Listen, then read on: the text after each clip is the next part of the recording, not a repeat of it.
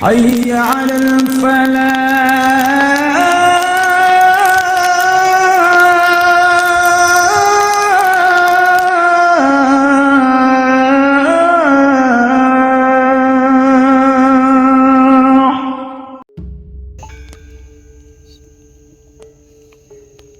هدينا وكل نعمة صالحة إلى حضرة النبي صلى الله عليه وسلم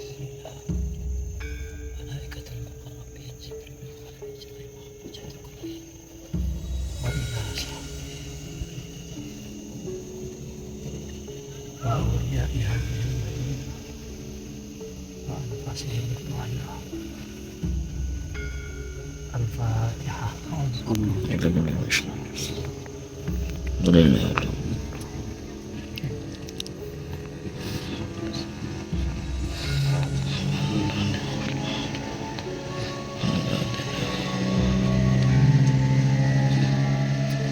Assalamualaikum warahmatullahi wabarakatuh.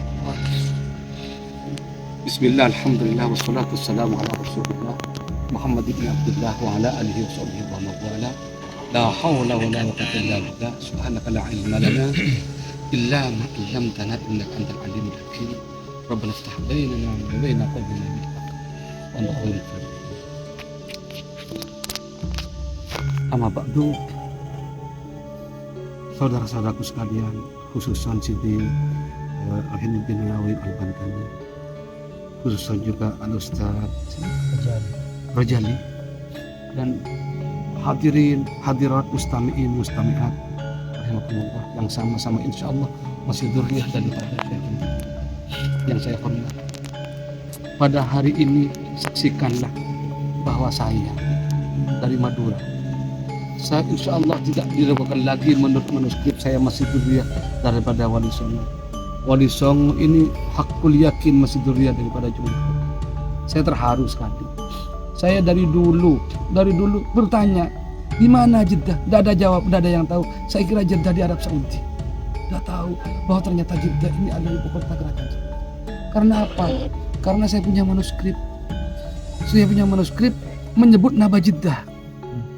Jumatil Jumatil Kubra punya anak namanya Ibrahim. Ibrahim ini mempunyai dua istri. Istri yang pertama dari Jeddah. Nah, kaget saya. Masa sih Ibrahim Jawa punya istri orang Jeddah di Arab Saudi? Bagaimana dulu ngelamar anunya jajan apa gitu, nggak pikir saya. Ternyata ketika dilacak ternyata Jeddah ada di sini. Jeddah ibu kota kerajaan Jerman itu. Nah, di situ tertulis Ibrahim dengan istri yang pertama putri Syahwati Jeddah.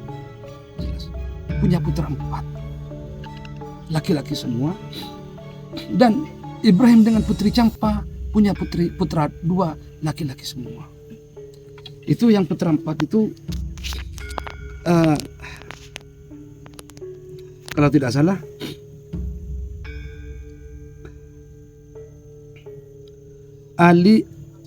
siapa Gus? Ali Nakiti. Yang pertama Khobar. Ali Al-Khabar ya. Yang kedua Hasan As'adi. Yang ketiga itu Ahmad Ar-Rifai. Yang keempat itu Ali Nakid. Said Ali Nakid ini makamnya sudah diketahui ada di Jawa, Sunan Mejagung.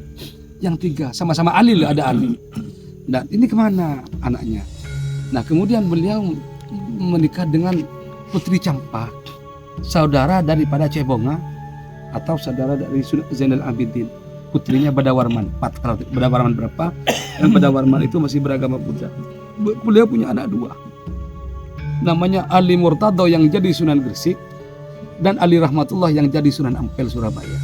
Nah, ini awal mula migrasi dari Jeddah ke Campa ke Surabaya. Kan begini sih, istri yang pertama dari Jeddah. Ibrahim ini istri pertama dari sini, Ibrahim Asmara. Terus kemudian dia itu menikah dengan Putri Campa.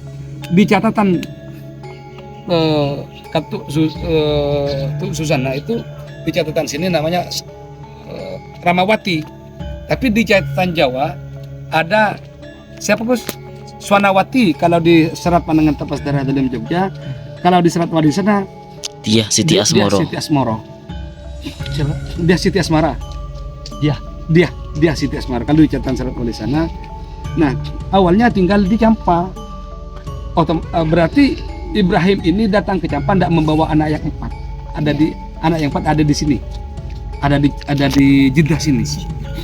Nah, dengan anak yang putri Campa itu punya anak 2, namanya itu Ibrahim, namanya itu Sunan Ali Rahmatullah dan Ali Murtado. Dia punya sepupu juga, Cebonga. Cebonga ini punya anak perempuan namanya Abu Hurairah. Ini yang orang Kelantan tidak tahu. Cebonga punya anak Abu Hurairah. Ketiganya ini datang ke Jawa dari Ali Rahmatullah, Ali Murtado dan Abu Hurairah. 3 remaja datang ke Jawa.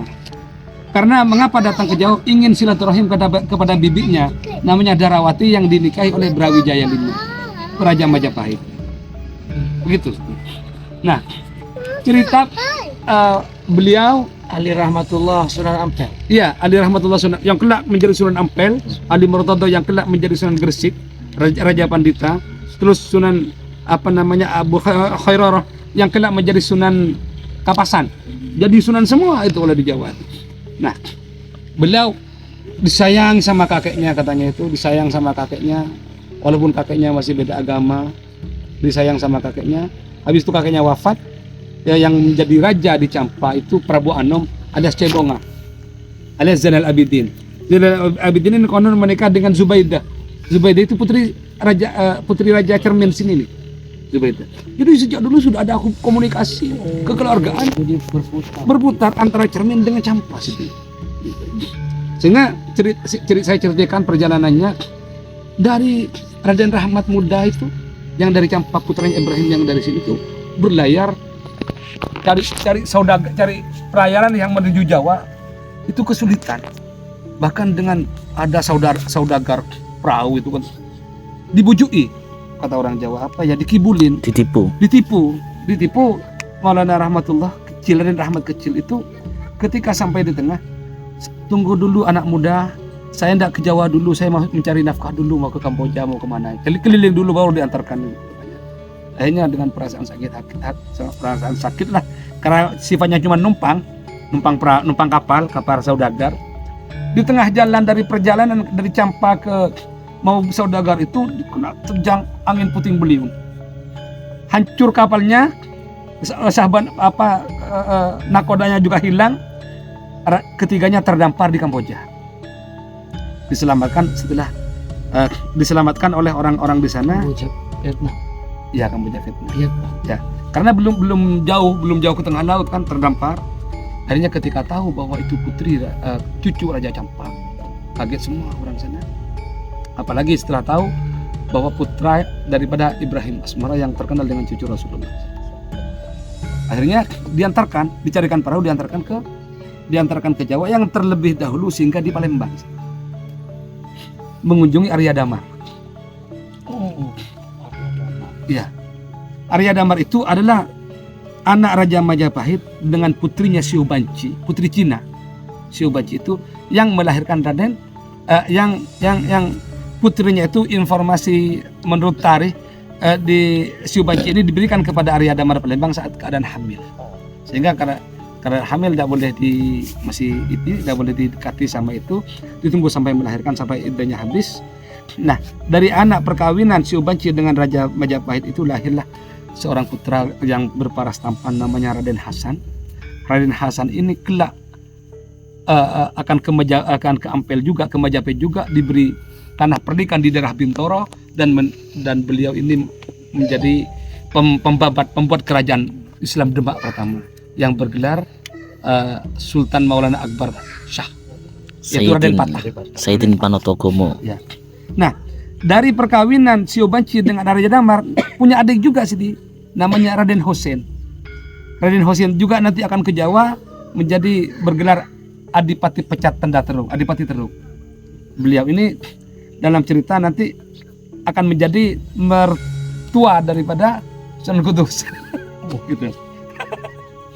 Nah, kemudian setelah singgah di Palembang Dan Arya Damar mohon doa katanya kepada Raden Rahmat agar supaya didoakan oleh Raden Rahmat. Semoga anak ini kelak menjadi anak yang berguna. Inilah fungsinya doa. Akhirnya mereka bertiga berangkatlah ke Jawa. Raden Rahmat, terus Raden Ali Murtada sama Raden Abu Hurairah berangkat bertiga. Singkat cerita sampailah di Jawa, diterima dengan baik oleh bibinya karena bibinya sendiri dan Prabu Brawijaya V, uaknya, bilang uak Prabu waktu itu. Dan dalam surat wali sana diceritakan bahwa walaupun walaupun ramah keluarga istana terhadap mereka bertiga itu ramah, tapi tetap tidak serak hati katanya itu karena beda agama. Sehingga bermaksud hendak pulang. Beliau itu si Raden Rahmat berkunjung ke Majapahit hanya beberapa masa. Rencananya bermaksud pulang karena beda agama, tidak kerasan. Nah, terus kemudian tidak jadi pulang ke Campa karena beliau mendapatkan berita informasi bahwa di Campa itu negaranya hancur akibat serangan Daivat. Daivat itu kerajaan tengah pedalaman menyerang Tibongan, sehingga hancur berantakan. Sehingga tidak jadi pulang, akhirnya dinikahkanlah Rahmat, kamu ke Ampel, surat Brawijaya kepada Arya Lembusora Bupati Surabaya. Ini ponakan saya, carikan jodoh. Nah, akhirnya mereka bertiga datang ke Surabaya. Raden Rahmat ini dijodohkan dengan kerajaan Majapahit letaknya di mana? Mojokerto. Majapahit di Mojokerto. Terus oleh Raden Rahmat oleh Majapahit disuruh ke Surabaya. Jauh ke Surabaya. Adipati Surabaya waktu itu Arya Lembusora. Lembusora ini akhirnya Raden Rahmat dinikahkan dengan orang sana. Raden Rahmat dinikahkan dengan Nyai Ageng Manila, punya putra Sunan Bonang dan semacamnya itu. Sedangkan Ali Murtada ini dinikahkan dengan putri Arya Baribin Madura. Sama-sama keturunan. Jadi terjadi keturunan wali menikah dengan keturunan raja. Niru yang di sini. Wali Jumatul Kubro menikah dengan penguasa gitu. Jadi ada perpaduan genetik antara ulama dengan umarok tumbuh pada diri Wali Songo. Sehingga antum semua, antumnya juga ini dalam diri genetik kita semua ini ada titisan para pemimpin negara, dan juga ada titisan dari para dai pembawa ajaran Islam. Nah, sampai di sana Ampel menjadi pusat pesantren pertama di Jawa. Ampel. Dalam manuskrip di Madura itu tertulis bahwa Sunan Ampel bermadhab Hanafi, sebagaimana ibunya di Campa. Nah ini, kalau di sini ini Syafi'i. Di sini. Karena mengapa Syafi'i? Karena dengan ibu yang dari Cermin dekat dengan Malaka, Syafi'i. Nah, Campa Hanafi yang ke Ampel. Nah, terus kemudian Sunan Ampel menjadi inisiator pertama terhadap berdirinya kerajaan Islam dunia. Semuanya itu pada waktu Laksamana Cengho datang ke Jawa tahun 1400 sekian kalau tidak salah, laporan daripada Mahwan mengatakan bahwa ada sekitar 1000 orang Muslim di pesisir utara Pulau Jawa yang dari Cina. Cina Muslim dulu itu seperti kita pakai surban, pakai jubah juga. Cina Muslim karena seperti itu. Nah, terus kemudian mereka berbagi kekuatan, berkonsolidasi, membentuk kerajaan Islam pertama di Demak itu. Nah, itulah cikal bakal kerajaan Islam di Demak, dan sampai sekarang pengaruhnya ada, masih kita rasakan di Indonesia itu. Sekarang ini ya, karena berkat Wali Songo di Indonesia itu mendirikan pesantren di Indonesia itu diberi kemudahan oleh negara. Bahkan asalkan pesantren yang terdaftar di Kementerian Agama, artinya izin operasional terdaftar, segala fasilitas akan dipenuhi oleh negara. Bahkan di Indonesia itu ya, mengadakan haul, tumpah ke jalan, tidak ada masalah, asalkan memberitahu negara. Kurang apa di Indonesia? Alhamdulillah. Barokahnya Wali Songo. Nah, bahkan juga ziarah-ziarah di sana itu. Ziarah kepada Wali Sunan Ampel, luar biasa. Sunan Ampel, Sunan Giri, Sunan Bonang, tiap hari, tiap malam ratusan orang ziarah di sana. Dalam rangka apa? Tabarruk dan mendoakan kita semua, mendoakan bangsa. Mungkin ini salah satu doanya yang dijabah oleh Allah Subhanahu Wa Taala. Terus kemudian siapakah dari Jumatul Kubro ini? Jumatul Kubro ini ada satu catatan yang menulis bahwa Jumatul Kubro ini adalah putra daripada gubernur. Jumatul Kubro ini adalah putra daripada gubernur Yunan di Champa. Yunan itu mana? Cina Selatan. Cina Selatan. Gubernurnya di daerah Champa, Iya. provinsi. Beliau cucu daripada Said Ajal Samsuddin Umar. Gubernur pertama di Champa, beliau Said Ajal itu berasal dari Bukhara, Uzbekistan. Tinggal di Champa di Yunan, menikah dengan orang Yunan, anaknya sudah Pandalungan. Ya, artinya anaknya punya anak Said Nasruddin sudah versi Asia Tengah, wajahnya desi-desi agak ke Cina-Cinaan. Ya. Nah, Said Nasruddin ini punya anak namanya Husain. Nasruddin, pertama di atas apa? Samsuddin Umar Samsuddin Umar. punya anak ayahnya. Iya. Ini yang Orang yang pertama hijrah dari Bukhara ke Yunan. ke Yunan, membawa Islam, menjadi gubernur Yunan pertama. Nasruddin. Ya, Nasruddin ini anak Husain. menginvasi Champa sih di tahun 1280-an. Menginvasi Champa. Nah, Ini di 1200. 80-an. Ini di Turki Utsmani itu baru berdiri Iya. Turki Utsmani. Ya, baru berdiri. So, kalau yang ada catatan itu yang nisbah kepada Syekh Ahmad Jalal itu, Dia yang jawab. Syekh Ahmad Jalal, Syekh Jalal katanya. Syekh Ahmad Syah Jalal itu yang jalur daripada Muhajir itu. Jalal itu di tulisan Ahmad Syah, artinya begini menurut beliau. Jamaluddin bin Ahmad Syah Jalaluddin bin Abdullah bin Abdul Malik Al-Madhan itu bagaimana begitu? Ya kita cek dia ada. Nurjati. Ali Nurjati. Dia dianggap saudaranya. Jadi Ali Nur Alam itu gerak Ali hakikatnya. Intinya namanya kakek Enson Gunung Jati kan Ali. Ali siapapun, Ya, Ali. Nurul Alam gelar dia. Nur Alam ya. Ya kayak Ibrahim Asmoronya kan Iya. gelar kan itu. Ya sudah seperti itu kasusnya sama. Nah, tinggal nanti Ali itu putranya siapa? Putranya Ibrahim atau putranya Ibrahim? Iya sih. Karena begini, Data Kelantan menulis ya. Data Kelantan ini menulis Jumatul Kubro itu punya istri 4. Ya, 4. Terus kemudian Data Jawa menulis Jumatul Kubro punya istri 2, Ibrahim Asmara punya istri 2. Kalau di jumlah 4, ini ada seakan-akan ada distorsi Ibrahim Asmara dengan Jumatul Kubro. Artinya sebenarnya duanya itu istrinya Ibrahim Asmara, yang dikira istrinya Jumatul Kubro. Punya putra 21 kalau Jumatul Kubro itu aslinya. Dengan 2 istri. 21. Bikin nomor.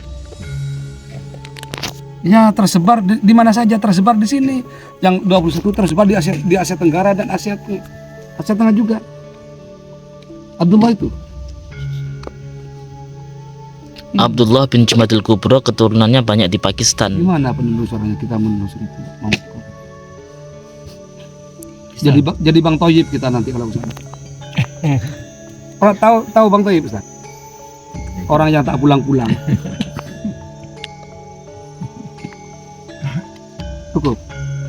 Cukup.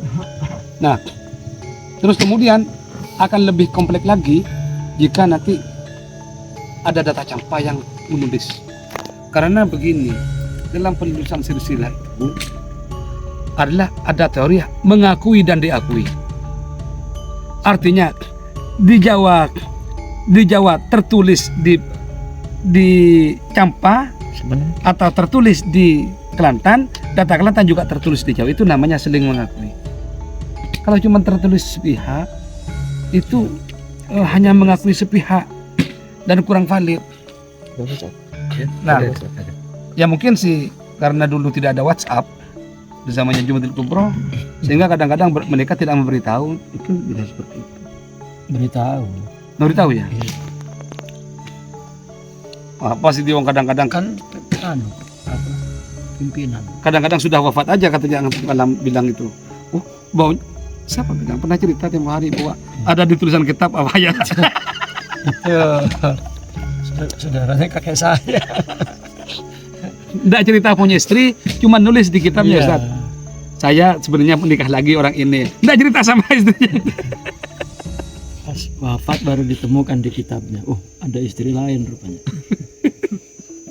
Dapat. Begitu ya. Ini terus ini hubungannya Jumatil Kubro dengan Wadi Jeddah, kok punya menantu namanya Syekh Wadi Jeddah itu apa? Jelaskan sekalian. Siapa Syekh Wadi Jeddah itu? Iya. ya. Dan menikah dengan anaknya Jumatil Kubro yang siapa? Jadi Wadi Jeddah itu digelar. Jadi seorang ulama yang tinggal di lembah Jeddah ini, ulama.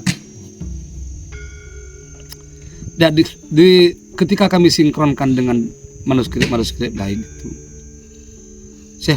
awalnya Syekh Wadi Jeddah ini Syekh Wadi Jeddah keberapa entah itu mengerucut pada nama Maulana Ishaq bin Junaid. Ishaq bin Junaid. Ya, yang mantu. Karena Jumatil Kubro itu punya anak bernama Ishaq, punya mantu bernama Ishaq. Yang Ishaq anaknya itu jadi imam di Pasai. Yang mantunya ada di Malaka, di Pulau Besar. Nah, yang mantunya itu nasabnya ke Syekh Abdul Qadir Al-Jilani. Itu saudara adik daripada Ishaq Ibrahim Maulana Ishaq, itu abang daripada Sultanul Arifin. Syekh Ismail makam ada di Pulau Besar. Itu yang menurut data Pulau Besar nasabnya bersambung kepada Sultanul Auliya Syekh Abdul Qadir Al-Jilani. Itu menurunkan Sunan Giri di Jawa, Sunan Giri, Sunan Kudus, Sunan Gunung Jati. Yang itu. Sunan Gunung Jati awal. Jadi ya termasuk kita ini saya yakin ini garis laki-lakinya ada yang Jumatil Kubro secara laki-laki, ada yang ke Al-Jilani secara laki-laki. Bisa seperti itu. Jadi di sini mungkin ini kan seperti ini dalam ya, dalam enggak? Nggak tahu ya, di dalam. Itu ada perahu itu ya, berarti dalam ya. Iya. Berarti ini kan lembah, lembah dulu ini. Wadi. Ini kalau kota Mahligai. Kota Mahligai di Melur. Kalau Mahligai, nama kampung Mahligai sekarang ini, itu dalam setengah jam lah dari sini. Mah, dulu kita pernah pergi ke kota Mahligai. Siapa yang bawa dulu? Ada kubur Raja Abdullah. Raja Abdullah. Ya, dekat Peringat lah, antara Melur dengan Peringat. Bali ada lalu situ, jalan situ tak? Ke sini kalau tak lalu sikit.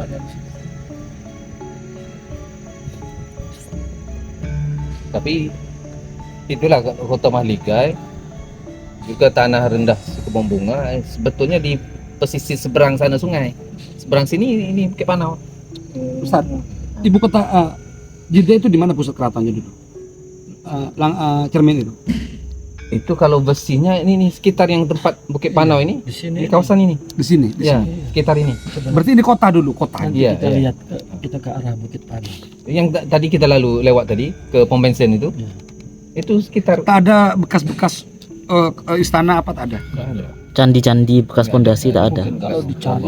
Perlu ekskavasi, berarti ekskavasi penggalian ya gitu. Sekarang di anu aja, di Syekh Kuro Kerawang. Di belakang makam beliau kan itu sawah. Ya. Itu sering orang sedang menggali gitu. Rupanya lama-lama kan tanah itu kan rendah-rendah. Itu keluar candi. Artinya bangunan seperti candi. tenggelam maksudnya. Tenggelam di sawah-sawah. Ya seperti kemarin di Matone itu. Kan asalnya bukit. Setelah ternyata candi. Itu kalau ya ada juga peneliti-peneliti yang mereka ini juga kalangan ahli mistis gitu. Kalau bagi mereka kotanya di sini, dalam Di ini. sini. Ah, Saya yakin di sini. kota tenggelam dibilang. Oh, di sini dia. Ah, macam kalau apa tuh yang di barat apa dibilang apa satu kota yang tenggelam tuh? Danau Toba. Bukan Dari sini ke sungai berapa meter? Sungai enggak jauh sudah. dekat Bukit Panau. Sudah Ada 2 kilo lebih. kurang lebih lah 2-3 kilo. Soalnya arah banjirnya itu datang dari sana. Ya. Sini. Mungkin ini kena lembah. Kan Bukit Panau kan hilang separuh. Apa itu dibilang Atlantis. Nah, itu kalau itu kan kota yang tenggelam itu kan lalu dalam sejarah barat itu Atlantis. Bisa. Kalau di sini- tadi lalu Bukit Panau tak? Ya, Tadi lalu. tadi. Saya tidur tadi. Nanti kita keluar nanti lewat situ lagi.